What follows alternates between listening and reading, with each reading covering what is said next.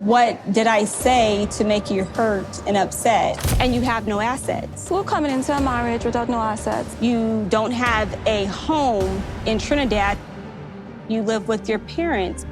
I have to know that, you're not here for just what he has. When we first saw Bilal and Shai in this season of Happily Ever After, they were giggling in the snow, throwing snowballs at each other. Then they went to Domino's or wherever the best restaurant is in Kansas City, where Shai admitted that she was still really in her feels about Bilal's ex coming over to their house to confront her about the prenup. I have to know that, you're not here for just what he has.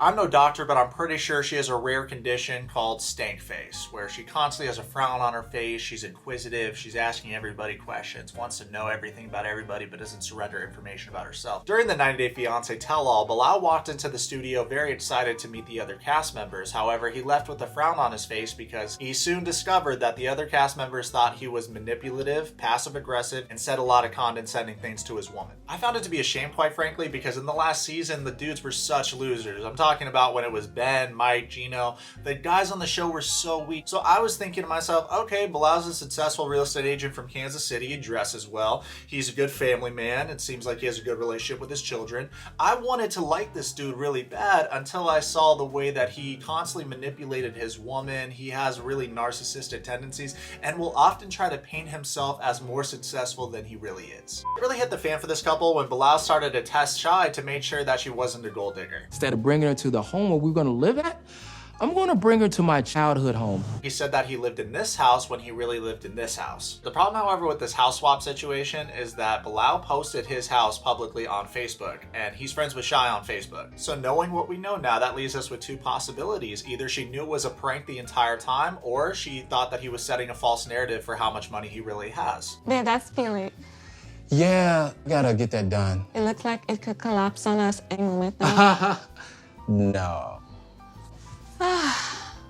Clap it up for Bilal. Nothing like being tested after you leave your life behind in Trinidad and travel all day. I found it especially strange that throughout their relationship, Bilal constantly preached gratitude. He even wore a Be Grateful t-shirt on some weird passive-aggressive shit. Like, bro, what do you want her to be grateful for? Lying to her off rip? When Bilal touched down in Trinidad to court Shai, he was wearing designer clothes. He brought his Louis suitcase. Not to mention talking about his very successful real estate career. So he set the narrative that he himself was a successful dude, which is what she expected. It's funny to watch these dudes on the show attract these women with material possessions and finances and then bring them over to America and then call them gold diggers or paint them as gold diggers when that's what they used to attract them, and they said that they would pay for their lives, everything. Before we continue reviewing this reality TV garbage, I'd like to tell you about today's video sponsor, Airup. Airup is a marvel of science, which can also be described as a water bottle with a scented pod on top. Most of us think we taste with our tongue, and that's partially correct. The tongue is basic flavor information: sweet, sour, bitter, salty. But your nose contains receptors that decodes the flavors you really love, like coffee and apples. Here's how it works. As you can see, you put water in the bottle, whether that's filtered water or bottled water, it's up to you. You put the scented pod on the top of the bottle. I went with apple today, and it's scrumdiddlyumptious. You lift the pod up for a direct send to Flavortown.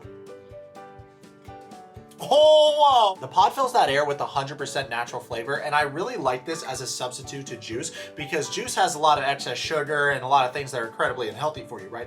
This has 0 calories. Lately, I've been going on a lot of jogs trying to live a healthy lifestyle, and what I do is I put my bottle in the fridge, and when I come home, I look forward to this ice-cold beverage with the flavored pod on top. If y'all are interested in getting started with Airup, click the link in the bio of this video. It helps out our channel immensely and is greatly appreciated. He took this girl to a furniture store, and he's like, don't buy anything though, this is expensive. And he's talking down to her, or talking to her like she's a child, trying to explain the price difference, what it is in her currency versus what it is to him. Now, the zeros here in America are real zeros.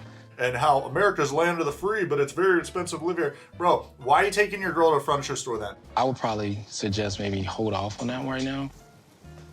And if you're on a budget, don't go to Crate & Barrel. Don't go to Restoration Hardware. Go to Target. Go to Walmart. How about we've never seen Bilal defend his woman one time on the show? And I'm no urologist, but I believe it's because he suffers from a condition called pussy balls. Something Bilal loves to do, and everybody calls him out on it, is he enjoys lecturing people. He especially loves to lecture people about not acting on emotion. Now, I'd like to give him a lecture about inaction. So Bilal, please pull up a chair, bring your pussy balls. We're going to talk about inaction. Inaction is, of course, the lack of action, where some is expected or appropriate. Much like how in the 90-Day Fiancé tell-all, Sparkle said that your relationship with Shai wouldn't last and you were very inactive. Y'all ain't gonna last. You think that they have the least? The least amount of chance, absolutely. Bilal? I tend not to speak about what I don't know. Okay. Now for Sparkles, when a debate is lost, slander often becomes the tool of the loser. One of my favorite Socrates quotes. And you gotta take everything that Sparkles says with a grain of salt, because he said Muhammad and Eve were gonna last, and we know how that turned out. Nevertheless, and let me know what you guys think about this in the comments, but do you believe that if someone says something so outlandish about your relationship, the correct course of action is inaction? I tend not to speak about what I don't know. Okay. In my opinion, inaction caused Bilal to look weak. It certainly made it seem like he himself doesn't believe that his relationship with Shai is gonna last. Then his ex-wife, Frowny Face McGee, came on the tell-all and accused his current wife of not having any assets, and Bilal still didn't defend his current wife. When discussing the prenup, it's a need for you guys to have a marriage contract or a prenup in the laws of America. That's a necessity, especially when you're coming into a marriage and you have no assets.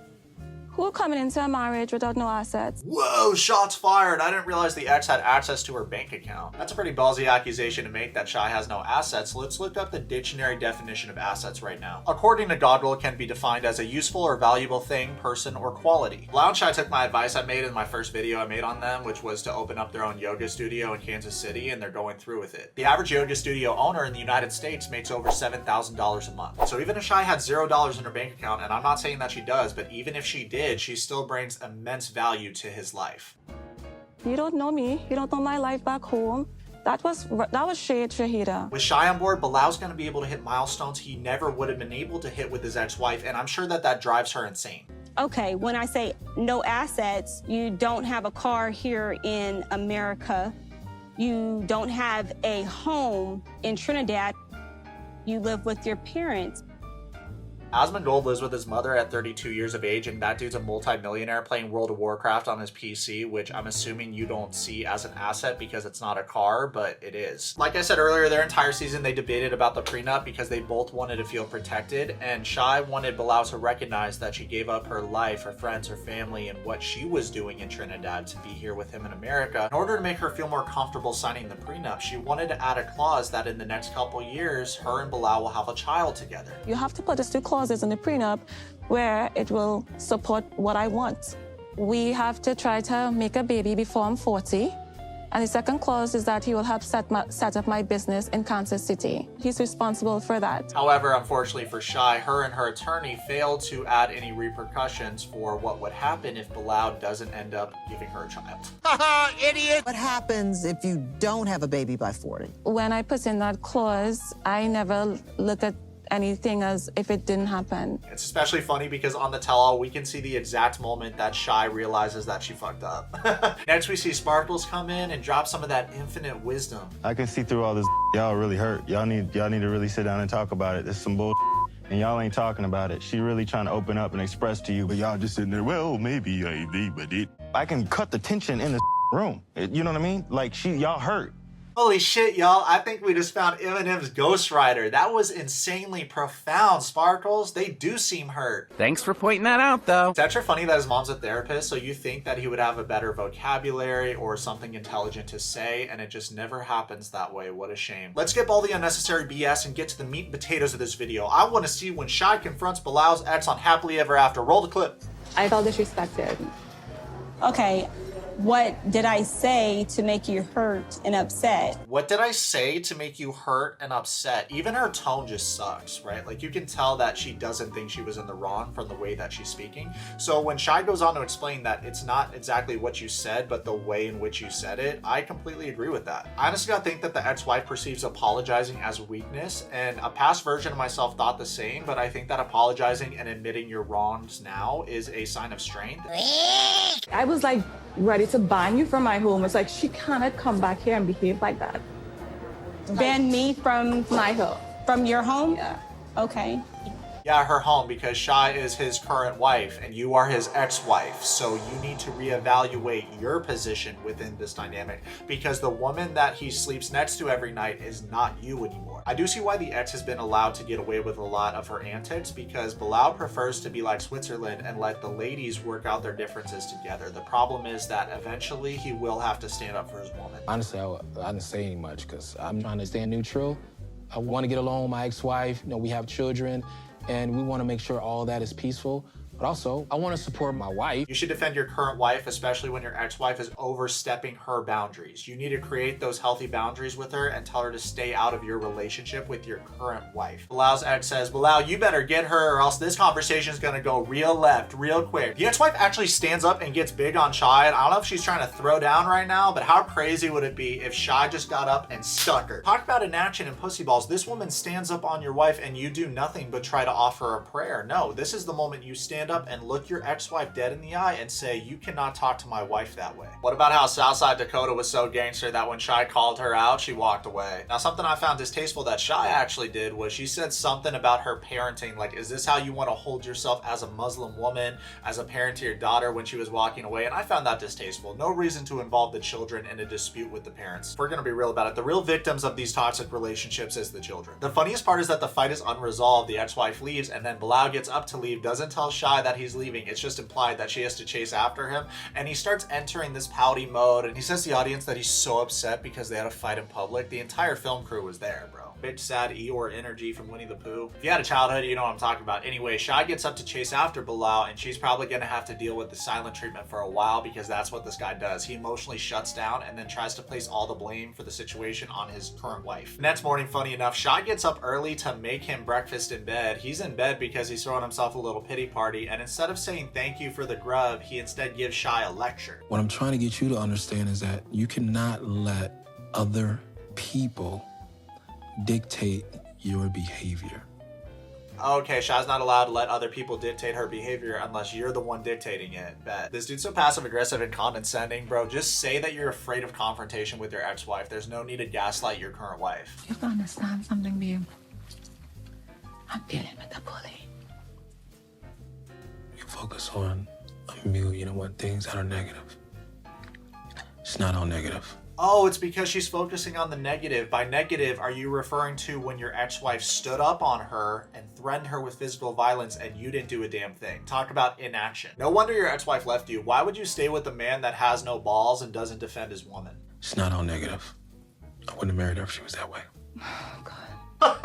Bro, yes, you would have. There's so many similarities between you and your ex. You're both passive-aggressive. You're both terrible at taking criticism. And what a weird comment to make. Like, if you want to be with your ex-wife, go be with her and stop wasting this girl's time. Plot's taken, your wife wants a baby, and we all know that you don't plan on actually giving her a child. She didn't put any clause for what would happen if he didn't give her a child into their contract that they signed. So he's just going to stall. You know how important to have peace? Don't let anybody or anything take you away from who you're supposed to be, a dignified Muslima. If you want to be with me, you have to hold yourself as a dignified Muslim woman. Don't talk to this girl about how she should hold herself as a dignified Muslim woman when you're not holding yourself as a dignified Muslim man. A dignified man, regardless of religion, protects his woman, and you don't do that. He's like a sad little Eeyore bitch constantly preaching peace. You can't obtain peace if you're not willing to fight for it. This is hard because I don't see myself as doing anything wrong. What is this point right here? Is this blaming her or is this taking acknowledgement for yourself?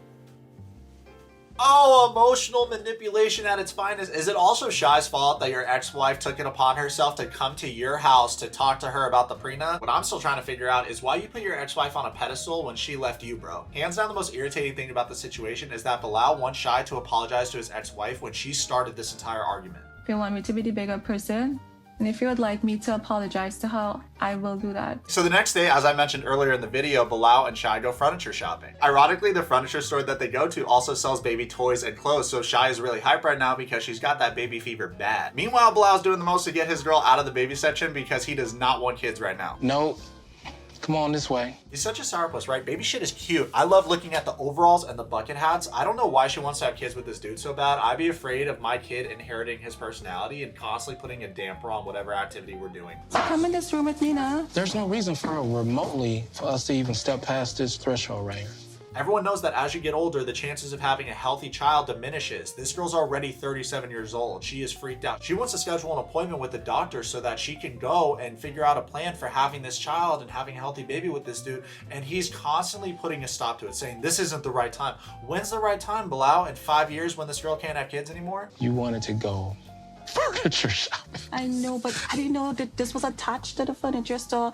It's like God is telling us something. God is telling us something. I know what you did. You totally put the okie doke on me. You planned this. I didn't plan this. Because we're not having a child, like, this year. I think what it comes down to is Bilal understands that he self-sabotages every relationship he's been in, and he doesn't want to pay any more child support, which is why he doesn't want to get her pregnant. Another problem I see with this dude is that he constantly mentions God. I have no doubt in my mind that he's going to stall, wait it out until she can't have kids anymore, and then say something like, oh, honey, well, this is God's will. I guess this is what God intended for our life. Nah, bro, you did this by stalling. We got to get to know each other.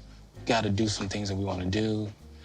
Because when one of these happen, life, as you know, stops. That's interesting, Bilal, because you had children with your ex-wife, but you won't have children with Shai, even though this girl's doing the most for you. This couple right here should have never been on Happily Ever After because they haven't had enough time to figure out if this marriage is going to last or not. I feel like you should be together a year married before you go on the show Happily Ever After, because right now they're in the honeymoon stage. And if this is what the honeymoon stage looks like, this shit's ass. Since Bilal and Shai aren't the most entertaining couple on Happily Ever After, and we would have preferred to see Hamza and Memphis on this season, why don't we take a look at little Edward and Liz, because it turns out that he's meeting her grandparents for the first time and he has something very interesting to say to them. So what have you guys been up to?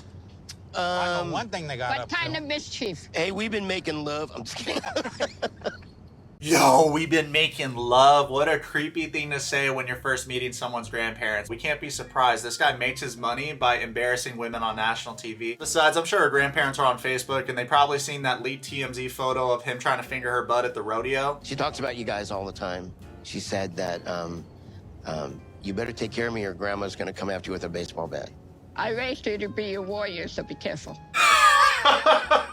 I raised her to be a warrior, huh? Maybe a cyber warrior, because Liz actually posted something very interesting on Instagram before deleting it. Let's take a look at what she posted right now. Just a few weeks ago, I've been criticized about my weight. Just a few weeks ago, I've been criticized about being molested and not standing up for women or girls. A few weeks ago, I've been criticized about wanting to eat and having cravings because my hormones, and they can't justify myself about being skinny and me being pounds overweight. Just a few weeks ago, I just wanted to be me. Am I supposed to worry about being thin, or am I supposed to worry about being me? The format of this post screams that she's on the sauce while posting this, which explains why she deleted it really quick, because often people will go on the show and then they'll criticize TLC and then they'll quickly delete it because they're like, oh yeah, they're the reason why I'm getting famous and getting money. I accept the fact that I'm about true to myself being on fucking TLC, fucking Pillow Talk, fucking Happily Ever After, fucking 90 Day Fiancé, fucking 90 Day The Single Life. I don't give a shit. I am tired of being me. I am belittled in creating a lifestyle that I will never be me.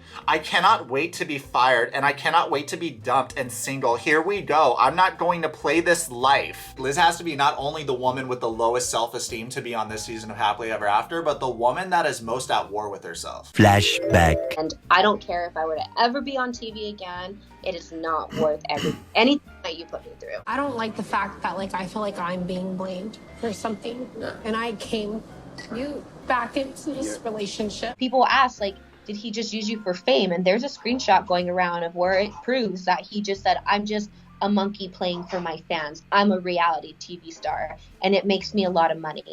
And I think that was the biggest thing that made me fall in love with Ed. And circling back to what Liz's grandmother said about her being a warrior, when I think of female warrior, I think of Mulan, I think of Joan of Arc, someone embarking on a selfless quest of heroism to protect the people she loves. Would I classify Liz as a warrior? No. I feel sorry for your sexual assault victim because now I do believe her. She'll often post these long rants criticizing TLC and Ed, but she doesn't take accountability for herself and her involvement, because she'll post them, then delete them, then go back to being in a relationship with this same dude that's a narcissist and is manipulating her. But she's also getting a social media career out of this as well. She has a lot to gain from this relationship, and it's quite clear that she doesn't want to go back to working at the restaurant. I'm marrying her because I really, really love her. I can't live without her.